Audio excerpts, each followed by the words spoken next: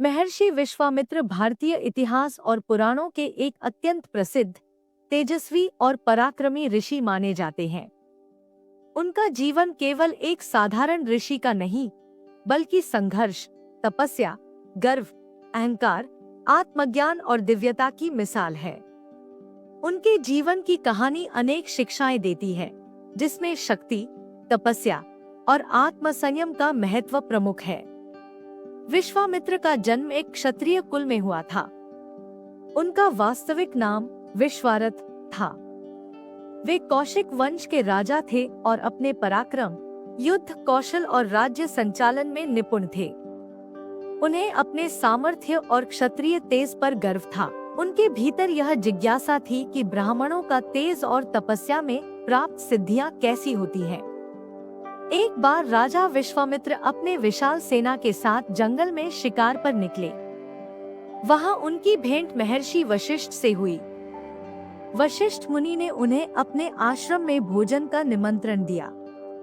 राजा ने आश्चर्य से पूछा कि इतना बड़ा भोजन उनके पास कहां से आएगा। तब वशिष्ठ ने अपने दिव्य कामधेनु गाय नंदिनी के माध्यम से सबको मनचाहा भोजन उपलब्ध करा दिया।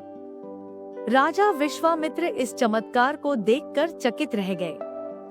उनके मन में लोभ उत्पन्न हुआ। उन्होंने वशिष्ठ से कामधेनु गाय को मांग लिया, लेकिन वशिष्ठ ने कहा कि यह गाय साधारण नहीं, बल्कि उनके तपोबल की देन है, इसलिए इसे वे नहीं दे सकते। विश्वामित्र ने बलपूर्वक गाय को लेने की चेष्टा की, लेकिन वशिष्ठ ने अपने ब्रह्मदंड से ही राजा की पूरी सेना को नष्ट कर दिया। इस घटना से विश्वामित्र को गहरा धक्का लगा। उन्हें एहसास हुआ कि ब्राह्मण का तेज और तप क्षत्रिय शक्ति से कहीं अधिक प्रभावशाली है।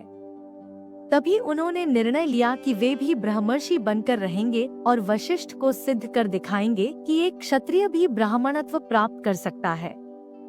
विश्वामित्र ने अपना राजपाट त्याग कर घोर तपस्या प्रारंभ कर दी।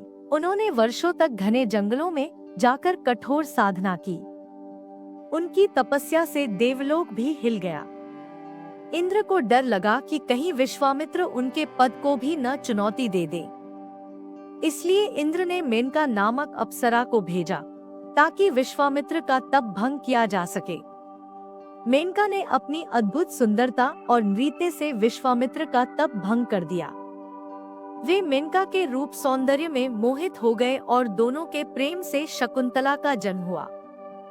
लेकिन बाद में जब विश्वामित्र को अपने उद्देश्य का स्मरण हुआ तो उन्होंने मेनका को छोड़ दिया और पुनः तपस्या में लीन हो गए। इसके बाद भी कई बार इंद्र ने उन्हें विचलित करने की कोशिश की, कभी रंभा अप्सरा को भेजकर, लेकिन अब विश्वामित्र ने अपने आत्मसंयम को प्रबल कर लिया था। उन्होंने तपस्या के बल पर अनेक दिव्य अस्त्र शस्त्रों की विद्या प्राप्त की और ब्रह्मर्षि पद की ओर अग्रसर होते रहे। विश्वामित्र के जीवन का सबसे बड़ा लक्ष्य था ब्रह्मर्षि की उपाधि पाना। इसके लिए वे सीधे वशिष्ठ के पास गए। वशिष्ठ ने कहा कि ब्रह्मर्षि वही बनता है जिसमें तप, संयम, त्याग और करुणा का समावेश हो।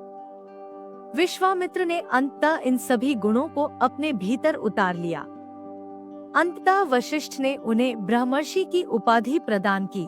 यह विश्वामित्र के जीवन की सबसे बड़ी उपलब्धि थी, जो उनके संकल्प, दृढ़ता और तप का परिणाम थी।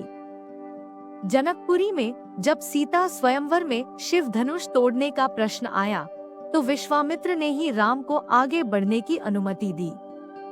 राम ने शिव का धनुष तोड़कर सीता को पत्नी रूप में प्राप्त किया।